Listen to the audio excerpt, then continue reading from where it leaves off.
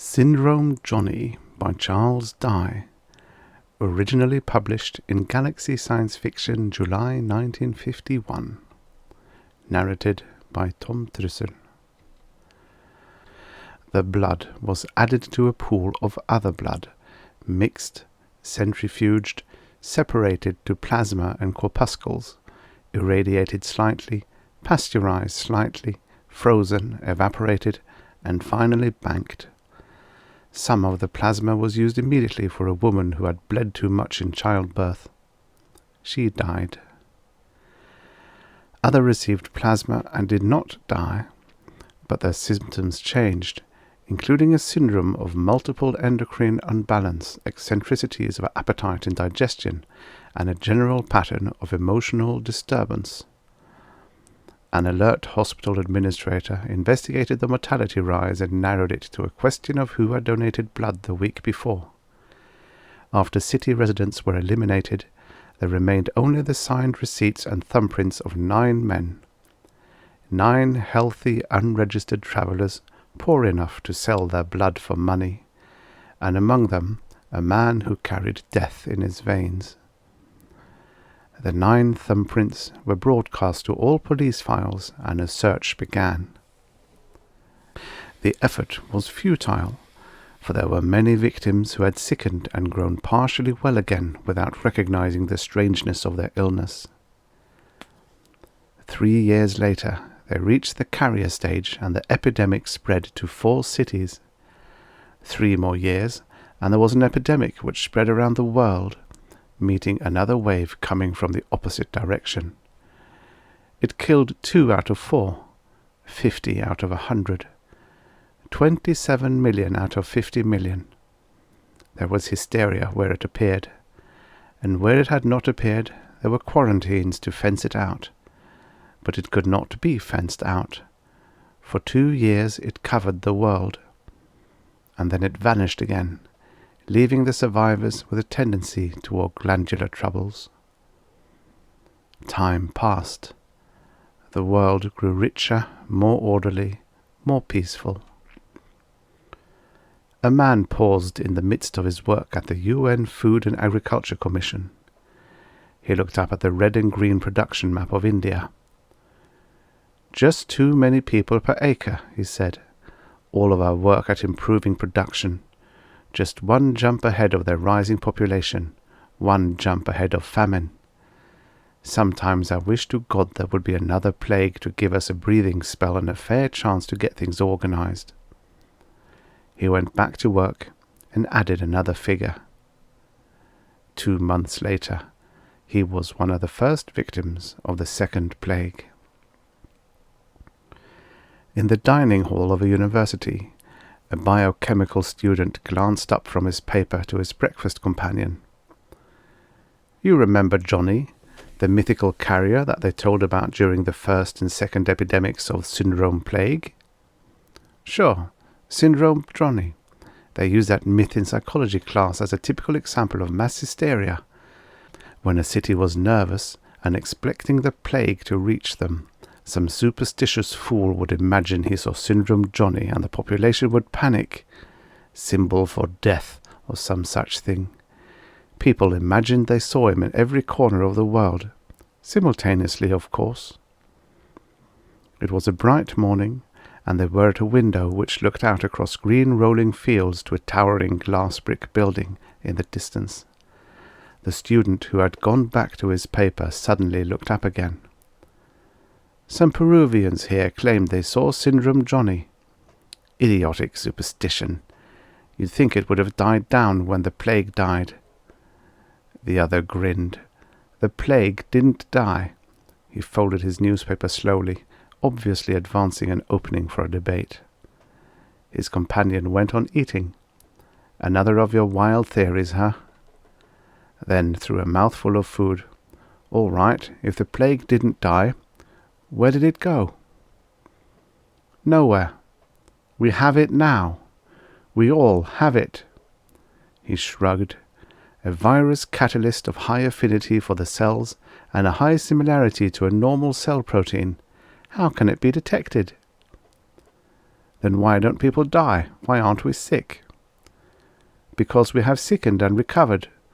We caught it on conception and recovered before birth. Proof? Why do you think that the countries which were known as the hungry lands are now well-fed, leisured, educated, advanced? Because the birth rate has fallen.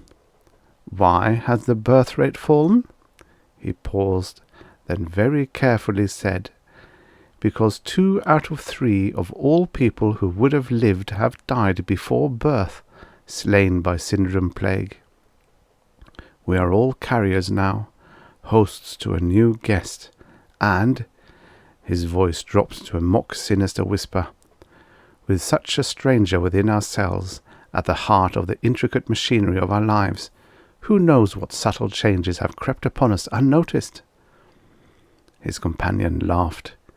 Eat your breakfast. You belong on a horror program.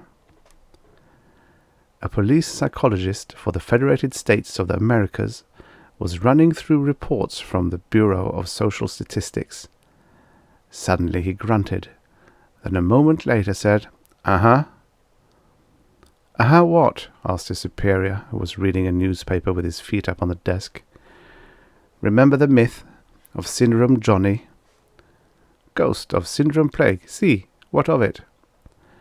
"Titicahuapan, Peru, population 900, sent in a claim that he turned up there and they almost caught him.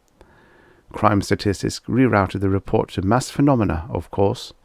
Mass phenomena blew a tube and sent the folder on Syndrome Johnny over here. Every report they ever had on him for 90 years back. A memo came with it." He handed the memo over. The man behind the desk looked at it. It was a small graph and some mathematical symbols. "What is it?"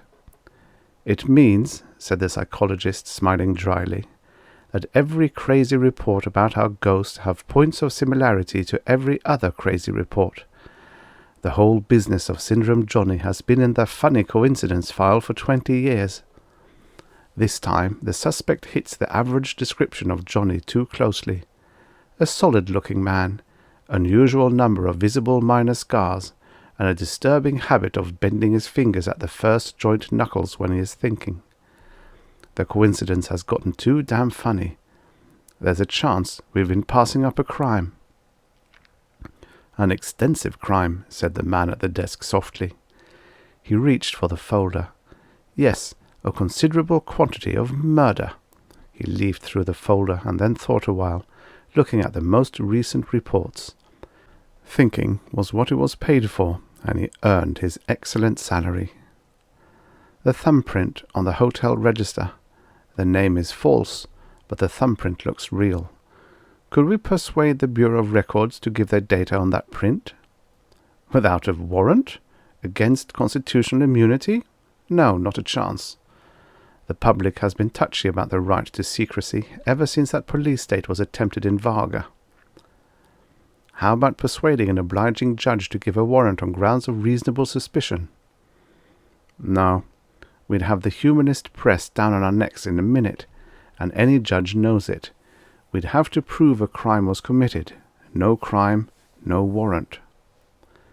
It seems a pity we can't even find out who the gentleman is, the Crimes Department head murmured, looking at the thumbprint wistfully. No crime, no records, no evidence. No evidence, no proof of crime. Therefore, we must manufacture a small crime. He was attacked, and he must have defended himself. Someone may have been hurt in the process. He pushed a button. Do you think if I send a man down there, he could persuade one of the mob to swear out a complaint? That is a rhetorical question, said the psychologist, trying to work out an uncertain correlation in his reports. With that sort of mob hysteria, the town would probably give you an affidavit of witchcraft. "Phoned for you, Dr. Alcala." The nurse was crisp but quiet, smiling down at the little girl before vanishing again. Ricardo Alcala pushed the plunger in gently, then carefully withdrew the hypodermic needle from the little girl's arm. "There you are, Cosita," he said, smiling and rising from the chair beside the white bed. "Will that make me better, Doctor?" she piped feebly. He patted her hand. "Be a good girl, and you will be well tomorrow." He walked out into the hospital corridor to where the desk nurse held out a phone. "Alcala speaking." The voice was unfamiliar. "My deepest apologies for interrupting your work, Doctor. At this late hour, I'm afraid I assumed you would be at home. My name is Camber, Federation investigator on a health case. I would like to consult you." Alcala was tired, but there was nothing to do at home. Nita was at the health resort, and Johnny had borrowed all his laboratory space for a special synthesis of some sort, and probably would be too busy even to talk. Interest stirred in him. This was a Federation investigator calling. The man's work was probably important. "Tonight, if that's convenient. I'll be off duty in 5 minutes. 30 minutes later, they were ordering in a small cantina down the street from the hospital. Julio Camber, Federation investigator, was a slender, dark man with sharp, glinting eyes. He spoke with a happy theatrical flourish. "Order what you choose, senor. We're on my expense account. The resources of the Federated States of all the Americas stand behind your menu." Alcala smiled. "I wouldn't want to add to the national debt." "Not at all, senor. The Federated States are only too happy thus to express a fraction of their gratitude by adding a touch of luxury to the otherwise barren and self-sacrificing life of a scientist." "You shame me," Alcala said dryly. It was true that he needed every spare penny for the health of Nita and the child, and for the laboratory. A penny saved from being spent on nourishment was a penny earned. He picked up the menu again and ordered steak. The investigator lit a cigar, asking casually, "Do you know John Osborne Drake?" Alcala searched his memory. "No, I'm sorry." Then he felt for the first time how closely he was being watched, and knew how carefully his reaction and the tone of his voice had been analyzed. The interview was dangerous. For some reason he was suspected of something. Camber finished lighting the cigar and dropped the match into an ashtray. "Perhaps you know John Delgados?" He leaned back into the shadowy corner of the booth. "Johnny! Out of all the people in the world, how could the government be interested in him?" Alcala tried to sound casual. "An associate of mine, a friend." "I would like to contact the gentleman." The request was completely unforceful, undemanding. "I called, but he was not at home. Could you tell me where he might be?" "I'm sorry, Senor Camber, but I cannot say. He could be on a business trip." Alcala was feeling increasingly nervous. Actually, Johnny was working at his laboratory. "What do you know of his activities?" Camber asked. "A biochemist." Alcala tried to see past the meditative mask of the thin, dark face. "He makes small job lots of chemical compounds, special bug spray for sale to experimental plantations, hormone spray for fruits, that sort of thing. Sometimes, when he collects some money ahead, he does research." Camber waited, and his silence became a question. Alcala spoke reluctantly, anger rising in him. "Oh, it's genuine research. He has some patents and publications to his credit. You can confirm that if you choose." He was unable to keep the hostility out of his voice. A waiter came and placed steaming platters of food on the table. Camber waited until he was gone. "You know him well, I presume. Is he sane?" The question was another shock. Alcala thought carefully, for any man might be insane in secret. "Yes, so far as I know." He turned his attention to the steak, but first took 3 very large capsules from a bottle in his pocket. "I would not expect that a doctor would need to take pills," Camber remarked with friendly mockery. "I don't need them," Alcala explained. "Mixed silicones. I'm guinea pigging." "Can't such things be left to the guinea pigs?" Camber asked, watching with revulsion as Alcala uncapped the second bottle and sprinkled a layer of grey powder over his steak. "Guinea pigs have no assimilation of silicones. Only man has that." Yes, of course. I should have remembered from your famous papers the need of trace silicon in human diet and silicon deficiency diseases. Obviously, Camber had done considerable investigating of Alcala before approaching him. He had even given the titles of the research papers correctly. Alcala's wariness increased. "What is the purpose of the experiment this time?" asked the small, dark Federation agent genially. "To determine the safe limits of silicon consumption and if there are any dangers in an overdose." "How do you determine that? By dropping dead?" He could be right. Perhaps the test should be stopped. Every day, with growing uneasiness, Alcala took his dose of silicon compound, and every day the chemicals seemed to be absorbed completely, not released or excreted, in a way that was unpleasantly reminiscent of the way arsenic accumulated without evident damage, then killed abruptly without warning. Already this evening he had noticed there was something faulty about his coordination and weight and surface sense. The restaurant door had swung back with a curious lightness, and the hollow metal handle had had a curious softness under his fingers. Something merely going wrong with the sensitivity of his fingers? He tapped his fingertips on the heavy, indestructible silicone plastic tabletop.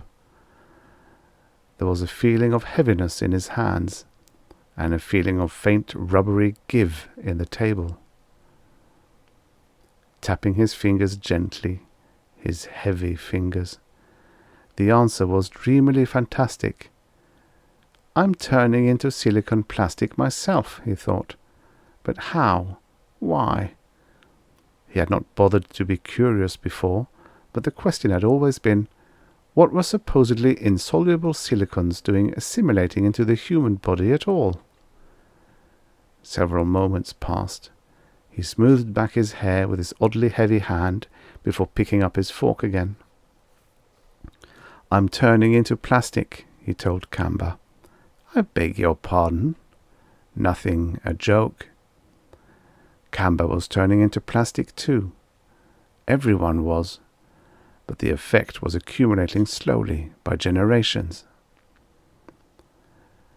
Camber laid down his knife and started in again. "What connections have you had with John Delgados?" Concentrate on the immediate situation. Alcala and Johnny were obviously in danger of some sort of mistaken arrest and interrogation. As Alcala focused on the question, one errant whimsical thought suddenly flitted through the back of his mind. In red advertising letters, "Try our new model, rust-proof, waterproof, heat and scald resistant, strong, extra long wearing, human being." He laughed inwardly and finally answered, "Friendship. Mutual interest in high iron colloidal suspensions and complex synthesis." Impatience suddenly mastered him. "Exactly what is it you wish to know, Signor? Perhaps I could inform you if I knew the reasons for your interest." Camber chose a piece of salad with great care. "We have reason to believe that he is Syndrome Johnny." Alcala waited for the words to clarify. After a moment, it ceased to be childish babble and became increasingly shocking. He remembered the first time he had met John Delgados. The smile, the strong hand-clasp. "Call me Johnny," he had said. It had seemed no more than a nickname. The investigator was watching his expression with bright brown eyes. "Johnny, yes, but not Syndrome Johnny." He tried to think of some quick refutation. "The whole thing is preposterous, Senor Camber. The myth of Syndrome Plague Johnny started about a century ago."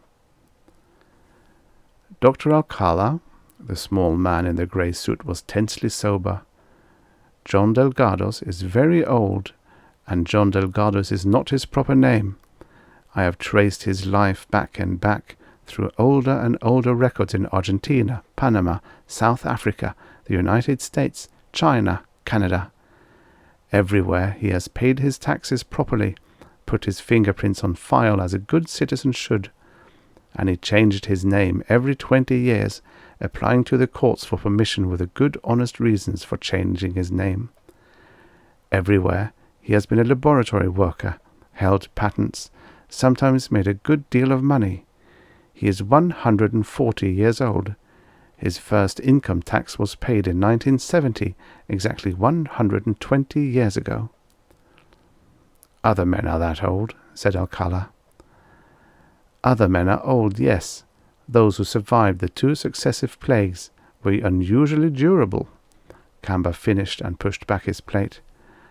There is no crime in being long-lived, surely. But he has changed his name 5 times. That proves nothing. Whatever his reason for changing his name, it doesn't prove that he is Syndrome Johnny any more than it proves he is the cow that jumped over the moon. Syndrome Johnny is a myth, a figment of mob delirium. As he said it, he knew it was not true. A Federation investigator would not be on a wild goose chase. The plates were taken away, and cups of steaming black coffee put between them. He would have to warn Johnny. It was strange how well you could know a man as well as he knew Johnny, firmly enough to believe that, despite evidence, everything the man did was right. "Why must it be a myth?" Camber asked softly. "It's ridiculous," Alcala protested. "Why would any man—" His voice cut off as unrelated facts fell into a pattern. He sat for a moment, thinking intensely, seeing the century of plague as something he had never dreamed. A price. Not too high a price in the long run, considering what was purchased. Of course, the great change over into silicon catalysis would be a shock and require adjustment, and of course, the change must be made in several easy stages, and those who could not adjust would die. "Go on, Doctor," Camber urged softly. "Why would any man—" He tried to find a way of explaining which would not seem to have any relationship to John Delgados. "It has been recently discovered," but it did not say how recently, "that the disease of syndrome plague was not a disease. It is an improvement," he had spoken clumsily. "An improvement on life?" Camber laughed and nodded, but there were bitterness and anger burning behind the small man's smile. "People can be improved to death by the millions. Yes, go on, senor, you fascinate me." "We are stronger," Alcala told him. "We are changed chemically. The race has been improved." "Come, Dr. Alcala," Camber said with a sneering merriment. "The syndrome plagues have come and they have gone. Where is the change?" Alcala tried to express it clearly. "We are stronger. Potentially, we are tremendously stronger. But we of this generation are still weak and ill, as our parents were, from the shock of the change. And we need silicone feeding. We have not adjusted yet. Our illness masks our strength." He thought of what that strength would be. Camber smiled and took out a small notebook. "The disease is connected with silicones, you say?" The original name of John Delgados was John Osborne Drake. His father was Osborne Drake, a chemist at Dow Corning, who was sentenced to the electric chair in 1967 for unauthorized bacterial experiments, which resulted in an accidental epidemic and 8 deaths. Dow Corning was the first major manufacturer of silicones in America, though not connected in any way with Osborne Drake's criminal experiments. It links together, does it not? "It is not a disease, it is strength," Alcala insisted doggedly. The small investigator looked up from his notebook, and his smile was an unnatural thing, a baring of teeth. "Half the world died of this strength, senor. If you will not think of the men and women, think of the children. Millions of children died." The waiter brought the bill, dropping it on the table between them. "Lives will be saved in the long run," Alcala said obstinately. "Individual deaths are not important in the long run." "That's hardly the philosophy for a doctor, is it?" asked Camber with open irony. taking the bill and rising. They went out of the restaurant in silence. Camber's copter stood at the curb. "Would you care for a lift home, Dr. Alcala?" The offer was made with the utmost suavity. Alcala hesitated fractionally. "Why, yes, thank you." It would not do to give the investigator any reason for suspicion by refusing. As the copter lifted into the air, Camber spoke with a more friendly note in his voice, as if he humoured a child. "Come, Alcala, you're a doctor dedicated to saving lives. How can you find sympathy for a murderer?" Alcala sat in the dark, looking through the windshield down at the bright street falling away below. "I'm not a practicing medico. Only one night a week do I come to the hospital. I'm a research man. I don't try to save individual lives. I'm dedicated to improving the average life, the average health. Can you understand that? Individuals may be sick and individuals may die, but the average lives on. And if the average is better, then I'm satisfied." The copter flew on. There was no answer. "I'm not good with words," said Alcala. Then taking out his penknife and unfolding it, he said, "Watch." He put his index finger on the altimeter dial, where there was light, and pressed the blade against the flesh between his finger and his thumb. He increased the pressure until the flesh stood out white on either side of the blade, bending but not cut. 3 generations back, this pressure would have gone right through the hand. He took away the blade, and there was only a very tiny cut. Putting the knife away, he brought out his lighter. The blue flame was steady and hot. Alcala held it close to the dashboard and put his finger directly over it, counting patiently. 1, 2, 3, 4, 5. He pulled the lighter back, snapping it shut. 3 generations ago, a man couldn't have held a finger over that flame for more than the 10th part of that count. Doesn't all this prove something to you? The copter was hovering above Alcala's house. Camber lowered it to the ground and opened the door before answering. "It proves only that a good and worthy man will cut and burn his hand for an unworthy friendship. Good night." Disconcerted, Alcala watched the copter lift away into the night, then, turning, saw that the lights were still on in the laboratory. Camber might have deduced something from that, if he knew that Nita and the girl were not supposed to be home. Alcala hurried in. Johnny hadn't left yet. He was sitting at Alcala's desk with his feet on the wastebasket, the way Alcala often liked to sit, reading a technical journal.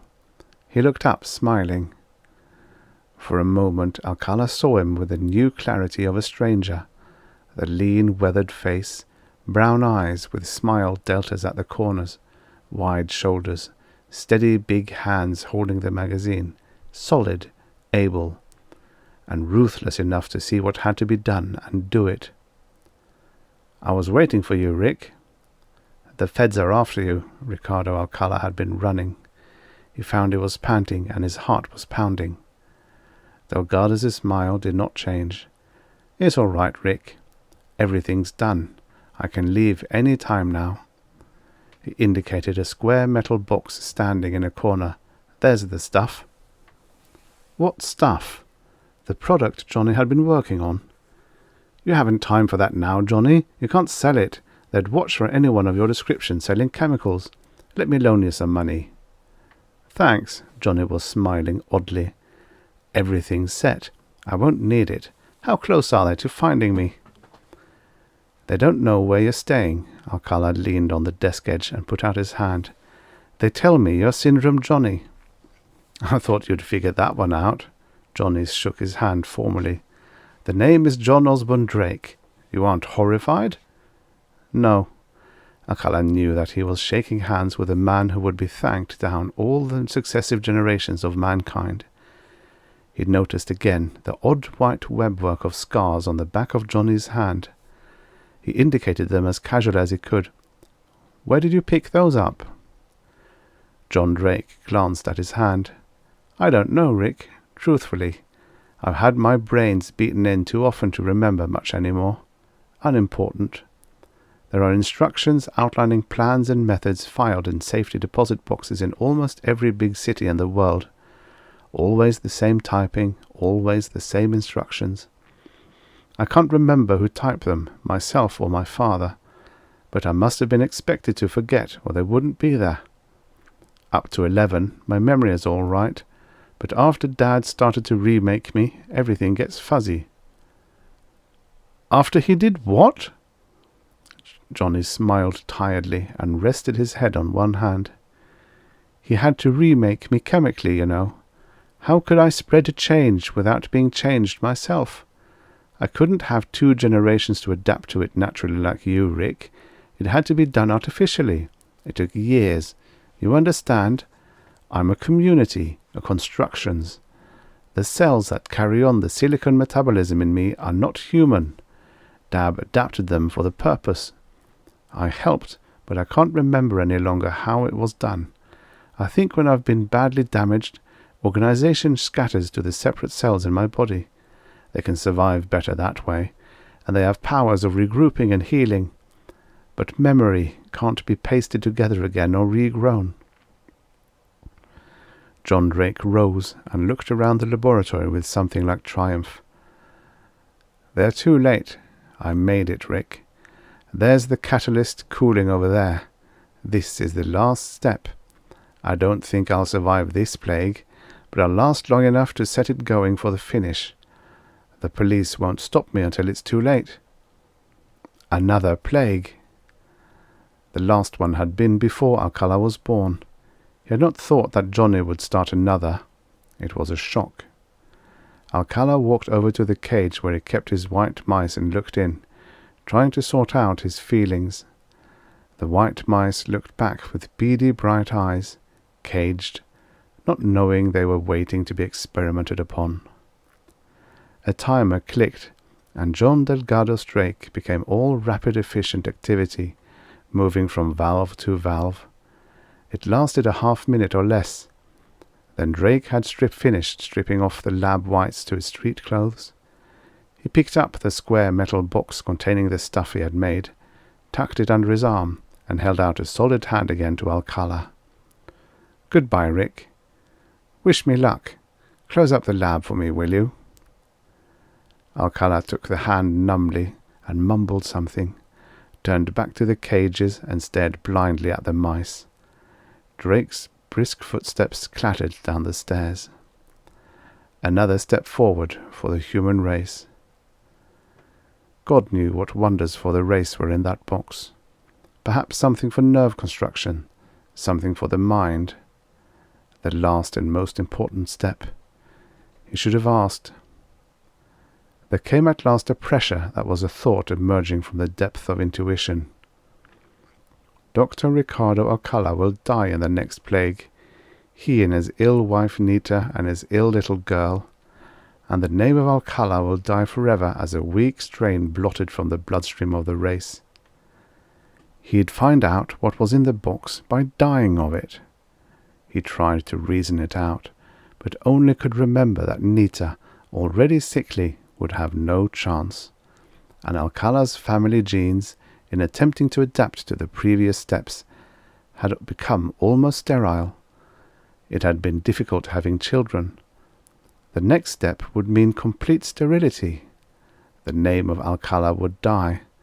The future might be wonderful, but it would not be his future. "Johnny," he called suddenly, something like an icy lump hardening in his chest. How long had it been since Johnny had left?